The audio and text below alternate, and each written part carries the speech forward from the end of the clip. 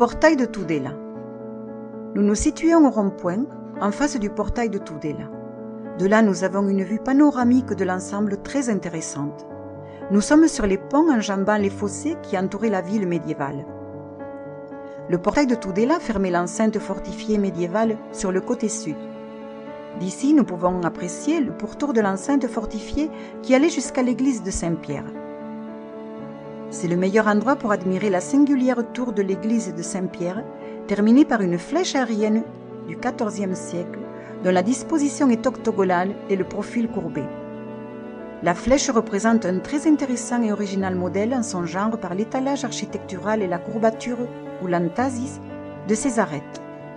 Elle mesure 54 mètres de haut. Cerco de Fuera. Enceinte fortifiée du Moyen-Âge. Le quartier historique d'Olite Riberri conserve la forme de l'enceinte fortifiée médiévale, le tracé de ses rues et les noms médiévaux qui existaient il y a 7 siècles. Au XIe et XIIe siècle, la population habitait l'ancienne enceinte fortifiée romaine.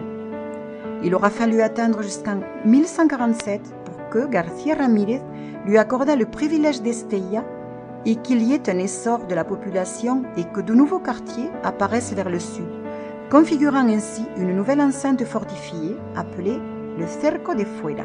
L'enceinte médiévale disposait aussi de bastions tous les certains tronçons, bien conservés dans le secteur de l'ouest qui suit la route, bien que leur construction soit moins robuste et que la pierre de taille, de disposition plus irrégulière, soit moins volumineuse que celle de l'époque romaine. 4 portails fermaient l'enceinte fortifiée, ce qui donnait son caractère de forteresse à la ville.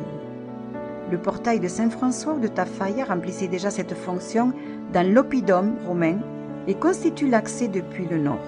Depuis le sud, on accédait à la ville par le portail de Tudela. À l'ouest s'ouvrait le portail de Falces ou des Chèvres.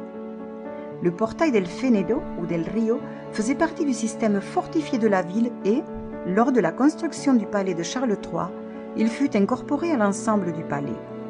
Il tire son nom du fait que c'était la voie de passage des animaux chargés de foin, l'herbe fauchée dans les prés. À nos côtés se trouve la cave coopérative Cosecheros Reunidos de 1913, deuxième cave coopérative de Navarre. Une belle croix en pierre gothique du XVIe siècle consacrée à la Vierge ouvre la route vers le sud. La 6e plaque se trouve ici même, au couvent des Clarisses.